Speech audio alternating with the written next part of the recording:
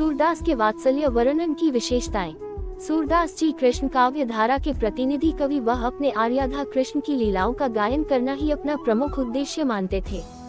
उन्होंने कृष्ण की बाल क्रीड़ाओं और मातृ भावना को लेकर सूरदास बहुत ही मनोहर और प्रभावशाली वर्णन किया है। ऐसा वर्णन किसी और कवि ने नहीं किया है। आचार्य रामचंद्र शुक्ल ने सूरदास की प्रशंसा करते हुए लिखा है, कृष्ण जन्म की आनंद बधाई के उपरांत ही बाल लीला प्रारंभ हो जाती है। जितने विस्तृत और विशुद्ध रूप में बाल्य जीवन का चित्रण इन्होंने किया है, उतने विस्तृत रूप में और किसी कवि ने नहीं किया। बचपन से लेकर किशोरावस्था तक के क्रम से लगे हुए न जाने कितने चित्र मौजूद हैं। रामचंद्र शुक्ल जी सूरदास जी की प्रशंसा करते हुए कहा है कि सूरदास जी वात्सल्य का कोना कोना जानते हैं। वैसे तो श्री कृष्ण के बाल चरित्र का वर्णन श्रीमद् भागवत गीता में भी हुआ है और सूर के दीक्षा गुरु वल्लभाचार्य श्री कृष्ण के बाल रूप के ही उपासक थे, जबकि श्री कृष्ण के गोपीनाथ वल्लभ किशोर रूप को स्वामी विट्ठलनाथ के समय मान्यता मिली। अतः सूर के काव्य में कृष्ण के इन दोनों रूपों की विस्तृत रचनाएं की गई है। सूर की दृष्टि में बाल कृष्ण में भी परम ब्रह्म अवतरित रहे हैं। उनकी बाल लीलाओं में भी ब्रह्मतत्व विद्यमान है, जो विशुद्ध बाल वर्णन की अपेक्षा कृष्ण के अवतारी रूप का परिचायक है। तभी तो कृष्ण द्वारा पैर का अंगूठा चूसने पर तीनों लोकों में खलबली मच जाती है।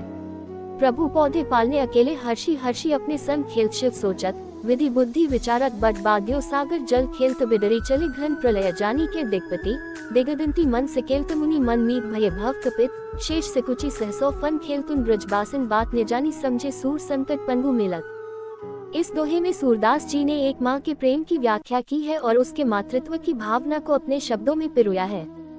माता यशोदा कान्हा को पालने में झूला रही है। माता यशोदा कान्हा को प्रेम करती हुई लोरी सुना रही है। वह निद्रा रानी को बुला रही है। कभी कान्हा आंख बंद कर लेते हैं तो कभी आंख खोलकर इधर उधर देख रहे हैं। माता यशोदा कान्हा को सोते देख सबको चुप रहने के लिए बोलती है। वह अपनी आंखों से इशारे करती है और बताती है कि कान्हा सो रहा है। माता यशोदा कान्हा को सोता देख और सुलाते समय एक विशिष्ट प्रेम का अनुभव कर रही है। इस पद के माध्यम से एक भारतीय नारी का चित्र प्रस्तुत किया है, जो अपने लाल को सुला रही है और उसका आनंद प्राप्त कर रही है। वह सबको चुप रहने के लिए बोलती है और वह से हटकर घर के और भी काम करना चाहती है। यशोदा हरि पालने झुलावे, हलरावे दुलराय मल्हावे, जो इसो कछु गावे। मेरी लाल को औ निंदरिया, काहे ना आनी सुवावे। तू काहे न बेग ही आवे, तो को कान बुलावे। कबहू पलक हरी मूंद लेत है, कबहू उधर फरकावे। सोवत जानी मौन है करहिन, करी करी सैन बतावे। इति अंतर अकुलाय उठे हरि, जसुमती मधुर गावे। जो सुख सूर अमर मुनि दुर्लभ, सो नंद भामिनी पावे। राग केदारा मैया, मैं तो चंद खिलौना लहूं। जहो लोटी धरनी पर अबही, तेरी गोद न हो। सुरभि को पै पान न करे हो, बेनी सिर न गुहे हो। हवे हो पूत नंद बाबा को, तेरो सुख न कहे हो। आगे आओ, बात सुनी मेरी, बलदेव ही न जने हो। हंसी समझावती, कहती जसोमती, नई दुल्हिया देहो तेरे सो। मेरी सुनी मैया, अभी बियाहन जहो। सूरदास हवै कुटिल बराती, गीत सुमंगल गहो। श्याम सुंदर कह रहे हैं बैककोट मैया, मैं तो यह चंद्रमा खिलौना लूंगा। यदि तू इसे नहीं देगी तो अभी पृथ्वी पर लौट जाऊंगा, तेरी गोद में नहीं आऊंगा। न तो गैया का दूध पीऊंगा, न सिर में चुटिया गुंथवाऊंगा। मैं अपने नंद बाबा का पुत्र बनूंगा, तेरा बेटा नहीं कहलाऊंगा। तब यशोदा हंसती हुई समझाती है और कहती है, बैककोट आगे आओ, मेरी बात सुनो। ये बात तुम्हारे दाऊ भैया को मैं नहीं बताऊंगी, तुम्हें मैं नई पत्नी दूंगी। ये सुनकर श्याम कहने लगे, बैककोट तू मेरी मैया है, तेरी शपथ सुन, मैं इसी समय ब्याह करने जाऊंगा। सूरदास जी कहते हैं, प्रभु मैं आपका कुटिल बाराती बारात में व्यंग करने वाला बनूंगा और आपके विवाह में मंगल के सुंदर गीत गाऊंगा। इस पद में नन्हा से बालक के हठी स्वभाव को दिखाया है कि वह सिर्फ अपने मन की करवाना चाहता है। इस पद में सूरदास जी ने वात्सल्य का अनोखा वर्णन किया है। इस पद में माता यशोदा कान्हा को चलाना सिखा रही है।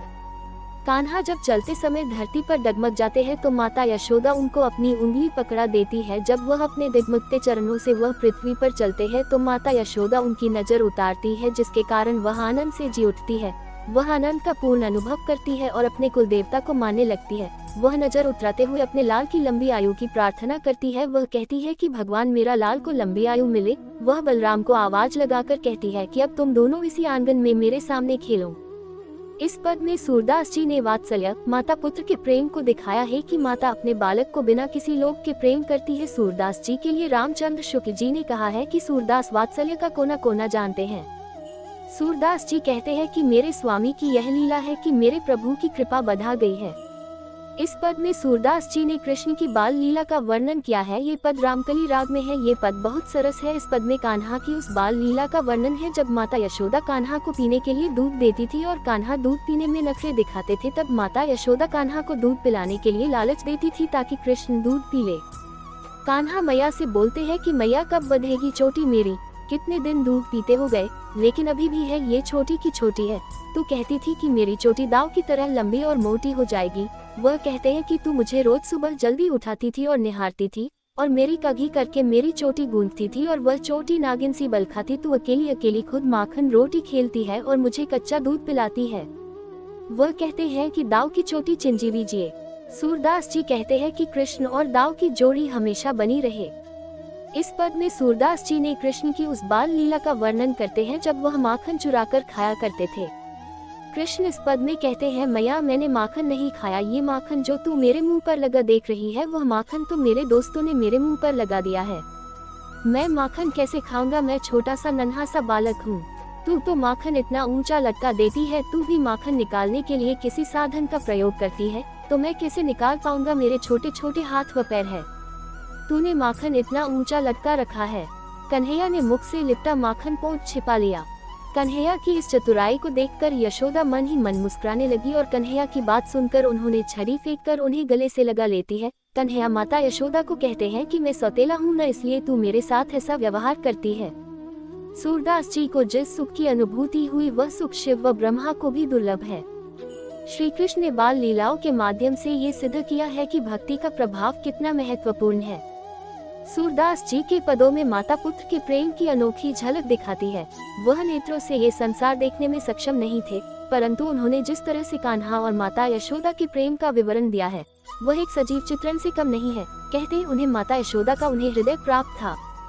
सूरदास ने संयोग वात्सल्य की प्रस्तुति कृष्ण जन्म के बाद की है। उन्होंने नंद और यशोदा के हर्षोल्लास का आकलन करते हुए कृष्ण के जन्मोत्सव का जो स्वाभाविक चित्र उपस्थित किया है वह अत्यंत लौकिक है। अगर आपको मेरी यह कहानी अच्छी लगी हो तो प्लीज मेरे चैनल को सब्सक्राइब, लाइक और शेयर कर देना और बेल आइकन को प्रेस कर देना। धन्यवाद।